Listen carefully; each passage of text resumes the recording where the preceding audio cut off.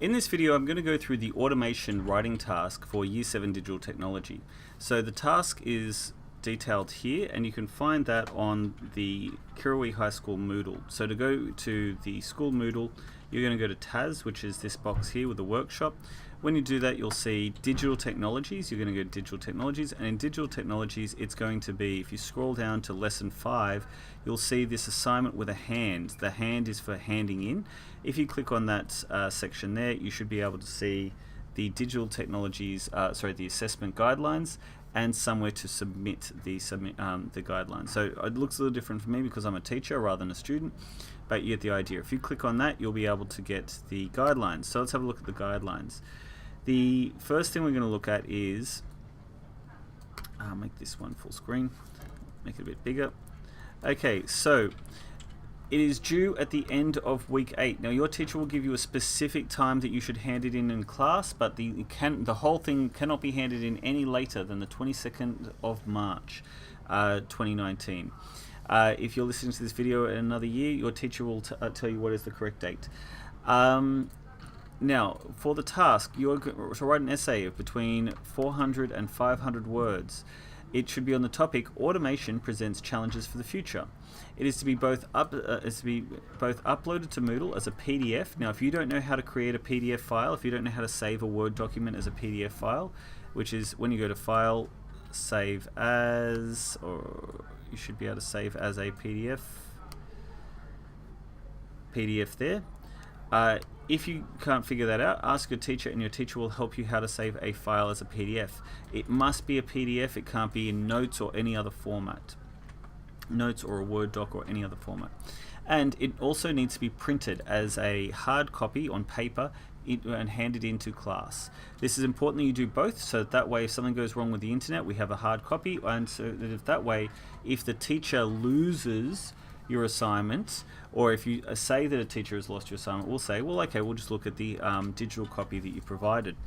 So the task will be assessed on your arguments, so that means the ideas that you've talked about, the way that you've written, or rather your text structure, and your vocabulary, the range and precision of the words that you have used. Now, there's a school assessment policy. If you're unfamiliar with that policy, you can ask your teacher, but the link is provided there. Now, I have given a rubric on what I would think you should, how you might want to start. As an example, I've said that, well, you always want to follow the peel structure. Now, the peel structure, you might see around the classrooms a sign that says peel, and peel means that each of your body paragraphs should have a point, example, explanation, and a link. We'll have a look at an example using this sample assignment I've written for you here. Now, I've made my assignment based on unemployment. I'm really worried about people not being able to get jobs in the future as automation takes more jobs. Your focus for automation might be on something else. It might be on cybersecurity. It might be on AI taking over the world. You might have a whole bunch of different ideas, but if you're not sure what to do, talking about employment is a really good topic that you can look at instead. So, the first line that I've had, so first of all, I have an introduction, and in the introduction, the first thing I'm going to have is a introductory or topic statement. So the topic statement I have is that automation will provide many challenges to society. Although automation will provide many benefits, it will also destabilize many occupations. Automation is likely to replace drivers, office jobs, and even some professionals. So what I've said in this introduction is that I've identified 3 different points that I'm going to follow up in the body of my essay. So I have drivers, which you can see is going to be the yellow paragraph, office jobs, which is the purple paragraph, and professionals, which is the blue paragraph. Now, to look at the peel structure, in the first paragraph, I have a P-E-E-L written in the yellow. So this is all going to relate to drivers. This whole paragraph is going to be about drivers. And the first of all, I have my point, where I'm going to introduce and make a topic sentence, which is going to say what I'm going to explain the rest of the paragraph. So I've said, firstly, driverless cars, it should say cars, this is why proofreading is important, driverless cars will likely replace many jobs. Now, originally I was going to say driverless cars might replace many jobs, but that would make my essay sound less convincing. I should try to represent my arguments as firmly as I can. This is important for marking for other areas of English, but for the moment I'm just going to say that it's probably a good idea if you want to persuade people to use stronger language like will rather than soft language like might, especially if you can back this up with evidence, which we're going to talk about now. So I'm going to provide an example. I'm going to provide one example of driverless cars. In this case, I've actually got a couple of examples that are very related. And I'm going to talk about some drivers that you might be familiar with. Automated vehicles have already begun to replace taxi, bus, and truck drivers. Now, in the video, The Humans Need Not Apply, which you can watch and use as an example, inspiration for your essay, they talk about how other aspects of, say, couriers or warehouse work, which a lot of which or mining, a lot of which is done by skilled drivers. But for the moment, we're going to focus on the examples that are going to be most relevant to my readers. I'm considering my audience is probably going to be school-age students, so I'm thinking of the things that you're most familiar with. I'm now going to explain my point. I'm going to explain how I'm worried that these are going to create jobs. So I'm going to say driving jobs and other jobs they support represent about, and I've crossed out about, and I've decided instead to go with approximately, because approximately is a higher vocabulary word than about. It makes me sound a little bit more precise. It's more academic writing. So I've said approximately 1/5 of all jobs and automation and its automation, or their automation, again, we've got to proofread my work, their automation will cause massive unemployment.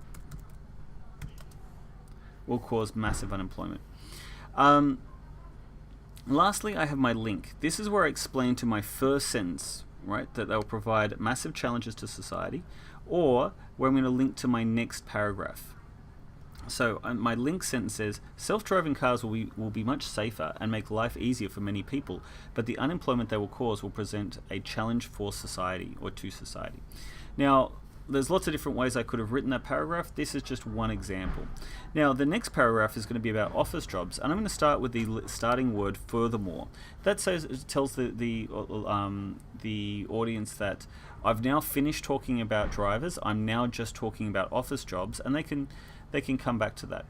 Okay, so we're going to come back to that in the conclusion. So we start with furthermore as a way of leading into a new idea. So I'd say furthermore, many office jobs can be automated. I could provide examples and then a explanation of why that's important, and then a link into my next sentence.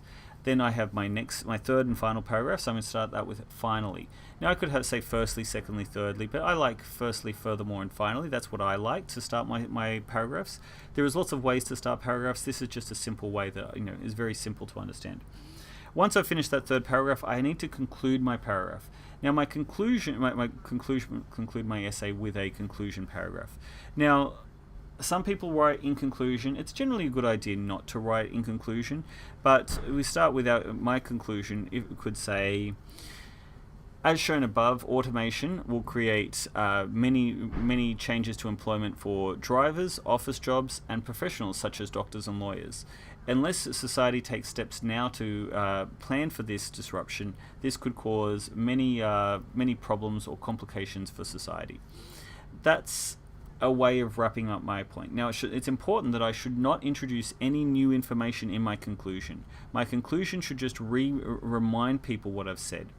Now, a way of thinking about this is we have our introduction, our body, and our conclusion. It's really important that I never understood this as a student, and the way it was described to me once when I had finished high school was someone said to me, a key for giving a speech or writing an essay is to tell your audience what you're going to tell them, to tell your audience, and then to tell them again. So you tell them what you're going to tell them, you tell them again. Now the idea here is it helps your audience to prepare for the content you're going to give. In the introduction, you're preparing them for, I'm going to talk about these three things. I want you to create a mental box and label it drivers, office jobs, and professionals. And then you're going to start a new paragraph, and then you're going to say, okay, open the box called drivers. Here's where we're going to put some information into that box. Close the lid to that box. When we hear the word furthermore, close the lid to that box. Now I want you to open the office jobs box. And then you start putting information in the office jobs. Then you close the lid on that. You then start talking about professionals. By the time you've finished in filling all three of the boxes with information, your audience has probably already forgotten what you've been talking about. So it's a nice idea just to recap, to say, okay, so I talked about drivers, office jobs, and professionals. My overall point is that if we don't think about automation now, we might really find that we struggle to deal with these challenges in the future. That's a way of summing up your idea and leaving people with a reminder of what you said. Once you've finished that, you can submit your, save it as a PDF, print it out as a hard copy, and submit it as a PDF to Moodle. If you have any questions, be sure to ask your teacher, who will be able to help you out. Just make sure that you don't come and see them on the day before it's due. If you have any problems, the sooner you let us know, the better. Good luck.